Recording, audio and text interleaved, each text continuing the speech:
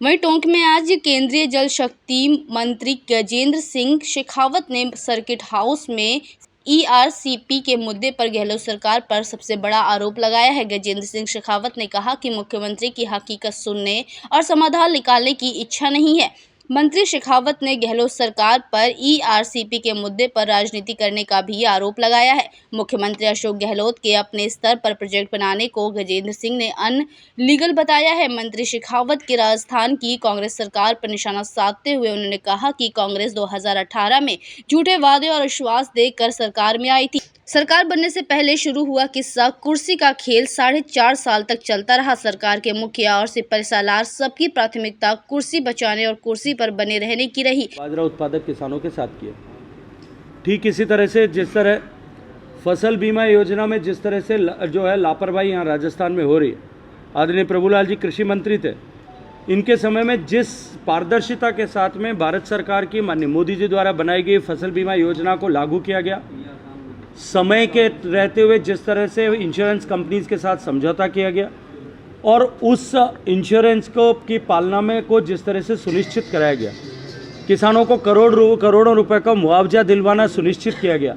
आज राजस्थान में इस तरह के हालात हैं, किसी एक जिले में किसान का प्रीमियम कट जाता है, केंद्र सरकार अपना हिस्सा राशि जमा कराती है और राज्य सरकार नहीं जमा कराने के कारण से किसान को रोने के लिए मजबूर होना पड़ता है। कहीं क्रॉप कटिंग एक्सपेरिमेंट नहीं होने के कारण से कई तहसीलों के हजारों करोड़ रुपए किसानों के डूब जाते हैं। ये दुर्भाग्यपूर्ण अवस्था किसानों की हो, केवल ऐसा नहीं है। युवाओं के साथ वादा खिलाफी करके सरकार जो सत्ता में आई, सरकार ने युवाओं को नौकरी देने के बजाय, बेरोजगारी भत्ता देने के बजाय उनके भविष्य को अंधकारमय करने का पाप किया। सरकार ने पेपर लीक को जिस तरह से, माफिया को जिस तरह से खुली छूट दी, पहला पेपर लीक, दूसरा पेपर लीक, तीसरा पेपर लीक, चौथा, 15वां, 16वां, 17वां पेपर लीक, 16 पेपर लीक तक माननीय मुख्यमंत्री सुओ मोटो स्टेटमेंट कर रहे थे कि न कोई अधिकारी इसमें सम्मिलित है, न कोई नेता ही सम्मिलित। और मैं अभिनंदन करना चाहता हूँ पत्रकार मित्रों का, आप मीडिया के साथियों का, कि भारतीय जनता पार्टी ने जब 16वें पेपर लीक पर राजस्थान भर में आंदोलन किया और आप लोगों ने जिस निष्पक्ष तरीके से युवाओं की आवाज़ को उठाया, सरकार दबाव में आई और जांच एक कदम आगे बढ़ते आरपीएससी के वर्तमान मेंबर, राजस्थान में इतिहास बना देश का कि जो है स्टैंडिंग मेंबर, पदस्थ मेंबर जो है, पहली बार इस तरह के आरोप में जेल गया और उसका कच्चा चिट्ठा भी खुला कि वो किस तरह से पैसे लेकर के मेंबर बनाया गया। और एक कदम जांच आगे बढ़ते सरकार के मंत्री पद का दर्जा प्राप्त व्यक्ति आरपीएससी के मेंबर्स को पैसा देने की दलाली करते हुए पकड़े गए। पेपर लीक में भी सरकार के संरक्षण के जो है वो सबूत उजागर हुए, इसलिए उसको दबाने की कोशिश की गई। राजस्थान के युवाओं ने मांग की थी कि सीबीआई को जांच दे करके और इसका पारदर्शिता के साथ में खुलासा होना चाहिए, लेकिन उसको दबाने की तमाम चेष्टाएं राजस्थान सरकार ने की। युवाओं का भविष्य अंधकारमय करने के साथ साथ में जिस राजस्थान की पहचान पद्मिनी के जौहर से, जहां अपनी शील की रक्षा के लिए 16,000 बहनों ने, माताओं ने एक साथ अग्नि स्नान किया। आप ही के पड़ोस में, आप ही के लोकसभा संसदीय क्षेत्र में सवाई माधोपुर में राणा हटी अमीर की पत्नी ने दुनिया का सबसे बड़ा जो है समाधि लेकर के 30,000 से लगभग महिलाओं के साथ में अपनी शील की रक्षा के लिए अपने आप को पानी और अग्नि में समर्पित कर दिया। वो राजस्थान जिसकी पहचान पन्नाधाय से थी, जिसने अपनी स्वामी भक्ति के लिए अपने पुत्र को कटाना मजबूर किया। वो राजस्थान जिसकी पहचान मीराबाई से थी, जिसकी भक्ति ने कृष्ण भगवान को साक्षात रूप से धरती पर आने के लिए मजबूर किया। उस राजस्थान की महिलाओं को इस तरह का असम्मान देखना पड़ा।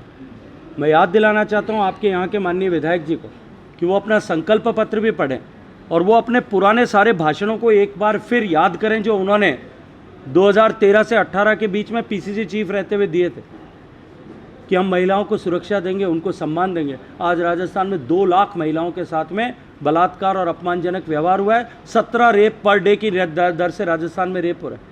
क्या कसूर है उन बच्चियों का, उन अबोध बालिकाओं का, भीलवाड़ा की उस बच्ची का जो 14 साल की बच्ची को उठा करके उसके साथ में दरिंदगी होती है, 3-3, 4-4 लोग उसके साथ दरिंदगी करते हैं, गला दबा करके मारने की कोशिश करते हैं, काट करके जिंदा टुकड़े कर देते हैं और फिर जला करके कोयले की भट्टी में जला करके राख करने की कोशिश करते हैं। और सरकार, वो जो अधिकारी, जो पुलिस ऑफिसर, उस स्टेशन होल्डिंग ऑफिसर, उस थाने का इंचार्ज जा करके और उसको जब बच्ची के पिता और परिजन जाकर के गुहार लगाते हैं तो उसको फटकार करके बाहर निकाल देते हैं।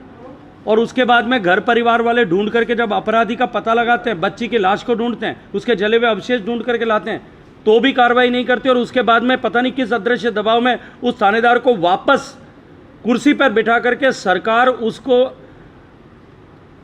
केंद्रीय गृह मंत्री के अवार्ड के लिए उसका नाम नामित करती। जले पे तेजाब छिड़कने का काम ही राजस्थान की सरकार ऐसा कर रही। क्या कसूर था भीलवाड़ा की उस बच्ची का? क्या कसूर था उस दौसा की बच्ची का जिसके साथ में, जिसको मार करके रेप करने के बाद में मारने के लिए गला दबाया जाता है, गोली मारी जाती है, तेजाब डाला जाता है और उसको कुएं में फेंक दिया जाता है। आज राजस्थान की उन 2 लाख महिलाओं के, दलित बच्चियों जिनके साथ में इस तरह का दुर्व्यवहार हुआ है, वो जीवन भर जितने आंसू जो है रोने के लिए मजबूर हैं, उनके परिजनों के साथ में दिल में जो दर्द हो, उस दर्द का, हर एक दर्द का हिसाब इस राजस्थान की सरकार को देना चाहिए। आप सबका हृदयपूर्वक धन्यवाद करना चाहता हूं, अभिनंदन करना चाहता हूं और आप सबसे क्षमा प्रार्थना भी करना चाहता हूं कि जो तय समय किया था उससे पहुंचने में मुझे कुछ विलंब हुआ। लेकिन अभी जो ये कल्याण धनी की पदयात्रा शुरू हुई है, उसके चलते हुए सवाई माधोपुर से टोंक के बीच में अनेक पदयात्री अपने आस्था को समर्पण करने के लिए, दर्शन करने के लिए यहाँ आ रहे थे। उसके कारण से जो ट्रैफिक स्लो डाउन हुआ, मुझे आने में विलंब हुआ। मैं आपका हृदयपूर्वक धन्यवाद करता हूँ कि आपने न केवल इंतज़ार किया, अपितु मुझे अपनी बात रखने का सौभाग्यपूर्ण अवसर भी प्रदान किया है। मित्रों, राजस्थान में अब से लगभग 5 साल पूरे 2018 में कुछ झूठे वादे, कुछ झूठे आश्वासन देकर के कांग्रेस पार्टी सत्ता में आई। लेकिन सत्ता में आने से पहले ही टोंक और जोधपुर के बीच में जिस तरह का संघर्ष प्रारंभ हुआ और किस्सा कुर्सिका का खेल जो सरकार बनने से पहले प्रारंभ हुआ, वो तब से लेकर के 4.5 साल तक निरंतर चलता रहा। और इस 4.5 साल के लंबे कालखंड में सरकार के मुखिया और मुखिया के सिपहसालार सबकी प्राथमिकता केवल और केवल कुर्सी बचाने या कुर्सी पर बने रहने की होने के चलते हुए राजस्थान के लगभग 8 करोड़ सा अनुमान किया जाता है, 2023 के हिसाब से लगभग 7 करोड़ 95 लाख से ज़्यादा राजस्थान की आबादी है। राजस्थान के 8 करोड़ लोगों को उसका खामियाजा, दुख और तकलीफ उठानी पड़ी। सरकार की प्राथमिकता गुड गवर्नेंस न होने के चलते हुए राजस्थान में जिस तरह के हालात बने, अपनी वादों के साथ विश्वासघात करने के चलते हुए राजस्थान में किसान को जिस तरह से खून के आंसू रोना पड़ा, किसानों के कर्ज माफी की चर्चा करने वाली सरकार ने जब कर्ज माफी नहीं की, लगभग 20,000 किसानों को राजस्थान में जमीन की नीलामी की तलवार उनके गले में लटक रही थी, उनकी नीलामी हुई है। 2000 से ज़्यादा किसान आत्महत्या करने को मजबूर हुए। पूरे राजस्थान में देश का सर्वाधिक बाजरा उगाया जाता है। हमारे पड़ोस में हरियाणा में, मध्य प्रदेश में, गुजरात में और कुछ हिस्सा जो पंजाब का लगता है, सब जगह जितना भी बाजरा उगाया गया, सारा बाजरा सरकारों ने खरीदा, एमएसपी पर खरीदा। माननीय प्रधानमंत्री मोदी जी ने जो लागत का 1.5 गुना लाभकारी मूल्य सुनिश्चित किया है, चावल और गेहूं से ज़्यादा कीमत में बाजरा सरकारों ने खरीदा, आंध्र प्रदेश की सरकार ने खरीदा। लेकिन सबसे बड़े उत्पादक राज्य में ये दुर्भाग्यपूर्ण है कि जहां पड़ोस के राज्यों के किसान एमएसपी पर 2,500 रुपये से के आसपास दर में बाजरा अपना सरकार को दे रहे थे, वहाँ राजस्थान का किसान इस वर्तमान सरकार को कोसते हुए 1,200 रुपये में अपनी बाजरी बेचने को मजबूर हुआ था।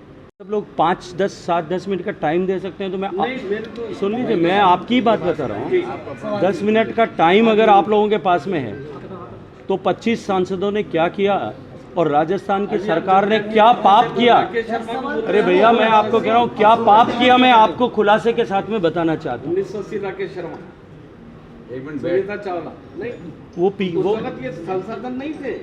ये टीवी नहीं थे, ये नहीं था, वो नहीं था, आप इस तरह से केस करते रहेंगे? जन मुद्दों की बात चलो आप इसे दे दें। आपकी नूरा कीजिए। पार्वती काली सिंध चंबल परियोजना, पार्वती काली सिंध चंबल परियोजना अटल बिहारी वाजपेयी जी का जो नदी जोड़ने का संकल्प लेकर के उन्होंने काम करना प्रारंभ किया था, और उस समय जो 31 लिंक आइडेंटिफाई किए थे उसमें से एक था जो राजस्थान और मध्य प्रदेश के बीच में 1360 एमसीएम पानी का बंटवारा हो सकेगा, इस लक्ष्य को लेकर के उसकी प्री फिजिबिलिटी रिपोर्ट बनी थी। क्योंकि राजस्थान को केवल 286 एमसीएम ही पानी उससे मिलता था, जो राजस्थान के हिस्से से कम था, इसलिए वो प्रोजेक्ट को ड्रॉप करके बंद कर दिया गया और उस पर आगे कार्रवाई नहीं हुई। राजस्थान मध्य प्रदेश के बीच में समझौता भी नहीं हो पाया। 2004 में अटल जी की सरकार गई, उसके बाद में देश में जिस मानसिकता की सरकार थी उसका डेवलपमेंट एजेंडा नहीं था, उसकी प्राथमिकता नहीं थी, भ्रष्टाचार उसकी प्राथमिकता थी और कुर्सी बचाना और एक परिवार को प्रसन्न करना मात्र उसकी प्राथमिकता थी। इसलिए 2004 से 14 के बीच में वो नदियों से जोड़ने का विषय जो है उसको ठंडे बस्ते में डाल करके रेफ्रिजरेट कर दिया गया। मोदी जी की सरकार बनने के बाद में हमने उस पर काम करना शुरू किया। 31 लिंक में से एक राजस्थान का पीकेसी मध्य प्रदेश राजस्थान का लिंक ड्रॉप होने के बाद 30 लिंक बचे थे, उसमें से 17 की जो है डीपीआर बना करके स्टेट्स के साथ में शेयर कर दी। और मैं आपकी जानकारी के लिए बता दूं कि मध्य प्रदेश और उत्तर प्रदेश ने दोनों ने आपस में समझौता कर लिया और 46,000 करोड़ रुपए की परियोजना केन और बेतवा नदियों को जोड़ने की साकार होने की दिशा में आगे बढ़ गई। शेष लिंक्स पर भी सरकारों के राज्यों के बीच में समझौता कराने की कवायद चल रही। उस क्रम में जो पीकेसी लिंक बना था, क्योंकि उस समय बंद कर दिया गया, 2017 में आदरणीय वसुंधरा जी ने ये ईस्टर्न राजस्थान कैनाल प्रोजेक्ट को बनाने के लिए काम किया और उन्होंने उसकी डीपीआर बनाने की जिम्मेदारी मेरे ही मंत्रालय के अधीन काम करने वाले वेबकॉस को दी।